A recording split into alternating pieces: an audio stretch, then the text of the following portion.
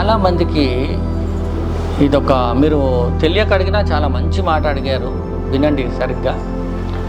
ఒక సద్గురువు కోసము మనం వెతుకుతున్నాము, చాలామందికి తెలియదు అని మీరు అంటున్నారు. గురువు మంచివాడా చెడ్డవాడా, వీనికి ఎంత టాలెంట్ ఉంది, ఏం చేస్తాడు, ఎట్లా చేస్తాడు, ఏం తింటాడు, ఎక్కడ పోతాడు, ఇవన్నీ మనకు అక్కర్లేదు. మంచి గురువు అంటే ఎట్లా మంచి అని మీకే ఎట్లా తెలిసింది?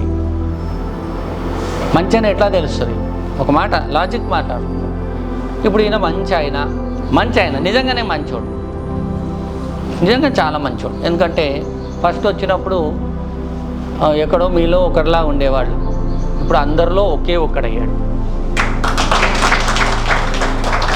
అంటే సిన్సియారిటీ, ఆశ లేకపోవటం, ఒక సర్వీస్ కోసం మనం పని చేయాలి అని మనసు పెట్టి రావటం. అలా వచ్చాడని చెప్పి మనం గ్రాంటెడ్గా తీసుకొని పనులు చేయించుకోం. నా నేచర్ అది కాదు. ఎవరు నా దగ్గర ఉన్నా వాళ్ళకి ఏదో ఒక రకమైన హెల్ప్ చేస్తూనే ఉంటాం. ఎందుకంటే హెల్ప్ మనం చేయాలి, మనం హెల్ప్ చేస్తేనే మనకు దేవుడు హెల్ప్ చేస్తాం. సో మరి నా మంచి ఆయనే కదా, సూపర్ మంచి ఆయన. ఎప్పటి వరకు మంచి ఆయన? చెడు చూపించేంత వరకు మంచి ఆయన. చెడు చేసేంత వరకు మంచి ఆయన. ఇప్పుడు మంచి కావాలి అంటే ఎన్నో ఏళ్ళు పడుతుంది. మంచి చేయాలని ఇల్లు కట్టాలంటే చాలా ఏళ్ళు పడుతుంది, కూల కొట్టాలంటే బాంబు పెట్టి వెళ్ళిపో, రిమోట్తోనోకే వెళ్ళిపోతుంది. సో ఈ మంచి చెడులు అనేవి ఇలా ఉంటాయి.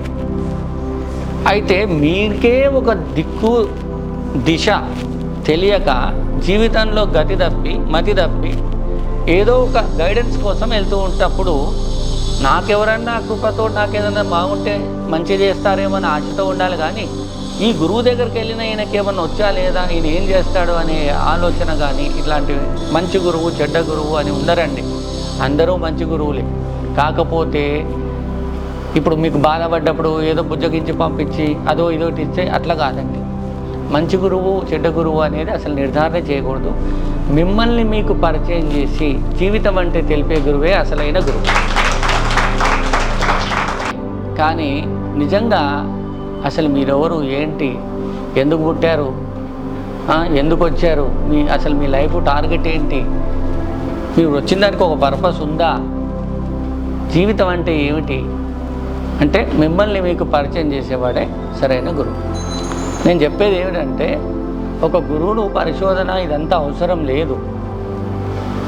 ఫస్ట్ మీరు మంచి భావంతో నేను బాగుపడాలి, నేను మంచిగా అవ్వాలి అనే ఒక ఇదిని మీ మనసులో మీరు పెట్టుకొని అప్రోచ్ అయినప్పుడు ఆటోమేటిక్గా మీకు మంచి జరుగుతుంది. ఫస్ట్ మీ మీద మీరు అట్లా పెట్టుకోవాలి.